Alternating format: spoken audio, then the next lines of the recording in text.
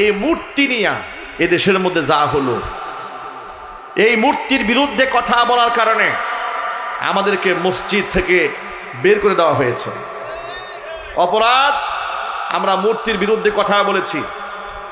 আল্লামা মামুনুল হক হাফিজাহুল্লাহ গোটা জাতির কাছে চরিত্রহীন মানুষ হিসেবে তাকে উপস্থাপন করার জন্য তার স্ত্রীকে দিয়ে তার বিরুদ্ধে ধর্ষণের মামলা দেওয়া হলো। অপরাধ, তিনি তথাকথিত মূর্তি এবং ভাস্কর্যের বিরুদ্ধে কথা বলেছিলেন।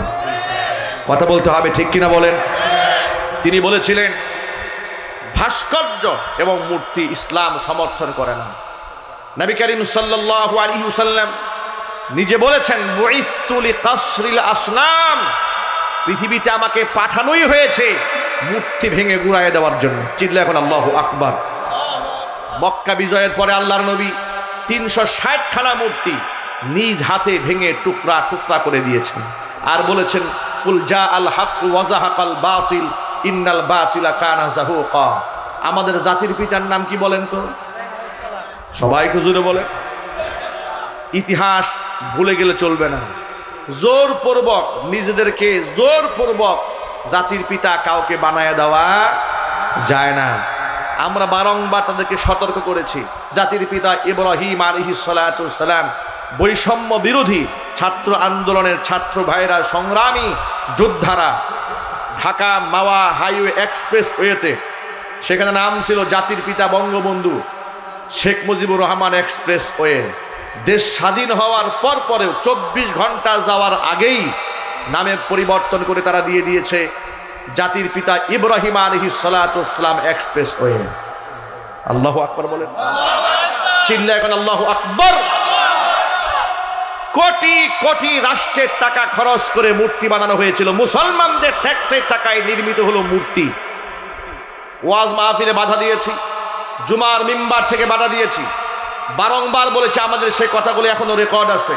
তাদেরকে বলেছি, আপনাদের ভাষায় যাকে এত সম্মান আপনারা করেন, স্বাধীনতার স্থপতি, যার একটি বক্তব্যের কারণে গোটা জাতি ঐক্যবদ্ধ হয়েছিল, তাকে যদি স্মরণীয় করে রাখতে হয়, মূর্তি দিয়ে না রেখে আপনার তার নামে মসজিদ বানান, এতিমখানা করেন, খানকা বানান, জনকল্যাণমূলক কাজ করেন, ফায়দা হবে। তারা আমাদেরকে জঙ্গিবাদ ট্যাগ লাগিয়ে দিয়েছে, আমাদেরকে রাজাকার বানিয়ে দিয়েছে। আমি একজন যুদ্ধাহত মুক্তিযোদ্ধা পরিবারের সন্তান, আমার বাবা যুদ্ধাহত মুক্তিযোদ্ধা। এরপরেও আমার নামে হাজারো জঙ্গি, তালেবান, জামাত, শিবির নানান ট্যাগ দিয়ে দিয়ে আমার বিরুদ্ধে প্রশাসনকে লেলিয়ে দিয়েছিল, কারণ আমি মূর্তি এবং ভাস্কর্যের বিরুদ্ধে কথা বলেছিলাম। আপনারা জোরপূর্বক এগুলো বানালেন, টিকায় রাখতে পারলেন না কেন? আপনার যে টাকার বিনিময়ে নারী দিয়ে আর অস্ত্র দিয়ে গোটা দেশের মধ্যে অজস্র যুবকদের চরিত্র ধ্বংস করে গুন্ডা বাহিনী বানিয়ে রেখেছিলেন, কোথায় সেই গুন্ডা বাহিনী তো একটা ভাস্কর্য রক্ষা করতে পারে নাই। কথা একটু বলতে হবে যুবকেরা, ঠিক কিনা বলেন? আমাদের বার্তা বড় স্পষ্ট। তাওহীদের জমিন হচ্ছে বাংলাদেশের মাটি। 90 থেকে 95% মুসলিম অধ্যুষিত এই বাংলার মাটিতে একমাত্র ভিন্ন ধর্মাবলম্বীদের পূজনীয় মূর্তি ছাড়া কোনো মুসলিম কিংবা অমুসলিম কিংবা কোনো প্রাণীর ভাস্কর্য এই মাটিতে করতে দেওয়া হবে না। ইনশাল্লাহ বলেন, বলুন না ইনশাল্লাহ। শহীদ আবু সাইদ, আল্লাহ পাক তাকে জান্নাতুল ফেরদাউস দান করেন। গোটা বাংলাদেশের দ্বিতীয় স্বাধীনতা যুদ্ধের এই শহীদ, তার পরিবার অত্যন্ত বিনয়ের সাথে এদেশের নবগঠিত সরকারের কাছে অনুরোধ জানিয়েছে যে আমাদের সন্তান আমরা হারিয়েছি, আমাদের ভাই আমরা হারিয়েছি, তার নামে মসজিদ বানানো হোক, ভাস্কর্য যেন বানানো না হয়। তারা আবদার জানিয়েছিলেন। তাদের পরিবারকে আমরা অন্তরস্থল থেকে দোয়া করছি, আর সাথে সাথে এই বিষয়টা আমরা নিশ্চিত করছি, শহীদ আবু সাইদের নামে বাংলাদেশে মসজিদ বিনির্মাণ করা হবে, মাদ্রাসা হবে, কোনো ভাস্কর্য এদেশের তাওহীদি মুসলমান করতে দেবে না। আপনারা কি রাজি আছেন কিনা? তো হাত দেখতে চাই।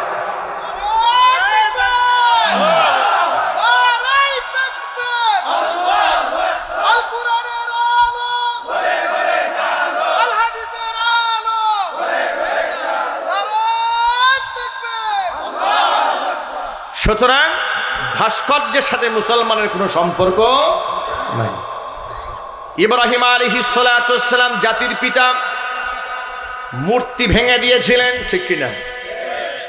মূর্তি ভেঙে গুড়িয়ে দিয়েছিলেন। কোরআন মাজিদের মধ্যে আল্লাহ পাক বলেছেন ফাজআলাহুম জুদাদান ইল্লা কাবীরাল লাহুম লাআল্লাহুম ইলাইহি ইয়ারজিউন। আমার খলিল ইব্রাহিম শুধু মূর্তি ভাঙে নাই, মূর্তিগুলাকে ভেঙে গুড়িয়ে দিয়েছিলেন, টুকরা টুকরা করে দিয়েছিলেন।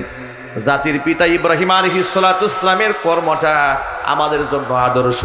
আল্লাহ কোরআনে বলেছেন মিল্লাতা আবিকুম ইব্রাহিমা হুয়া সাম্মাকুমুল মুসলিমিন। তোমরা তোমাদের জাতির পিতা ইব্রাহিম আলাইহিস সালাতুস সালামের মিল্লাতের ধর্মের আদর্শের অনুসরণ করো। হুয়া সাম্মাকুমুল মুসলিমিন, তিনি তোমাদের নাম মুসলমান রেখেছেন। জোরে কোন সুবহানাল্লাহ। প্রিয় ভাইরা, ইব্রাহিম আলাইহিস সালাতুস সালাম মূর্তি ভেঙে দিয়েছিলেন, মূর্তি গড়েন নাই। মুহাম্মদ সাল্লাল্লাহু আলাইহি সাল্লাম মূর্তি ভেঙে দিয়েছিলেন, মূর্তি গড়েন নাই।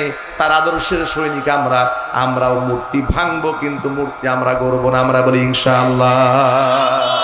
এখানে আবার এই বক্তব্য ভিন্নভাবে প্রচার করার সুযোগ নাই।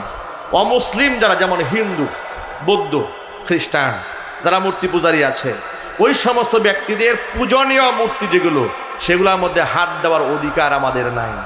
কোরআন বলেছে লা ইকরাহা ফিদ্দিন, জোর করে অমুসলিমকে মুসলিম বানানো ইসলামে কোনো সুযোগ দেওয়া হয় নাই। আল্লাহু আকবার।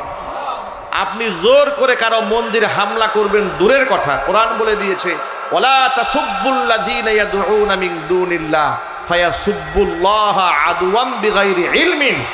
মূর্তি ভাঙবে দূরের কথা, আমি আল্লাহকে বাদ দিয়ে ওরা যার পূজা করে, তোমরা এদের সমালোচনাও করতে যেও না, ওদেরকে গালিও দিও না, তাহলে হিংসা বশবর্তী হয়ে তারা তোমার আল্লাহকে গালমন্দ করে বসবে।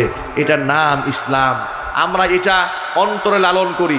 যার দরুন দ্বিতীয় স্বাধীনতার পর দেখেছেন আপনারা, বাংলাদেশের আলেম ওলামারা মন্দিরগুলা নিজেরা রাত জেগে পাহারা দিয়েছে। এটা কি সত্য না অসত্য? একটু জোরে বলেন আপনারা। আমাদেরকে মৌলবাদ ট্যাগ দিয়ে তারা বলতো আমরা নাকি মন্দিরে হামলা করি, আমরাই নাকি উস্কানি দিয়ে ধর্মে বিভেদ তৈরি করে দেই।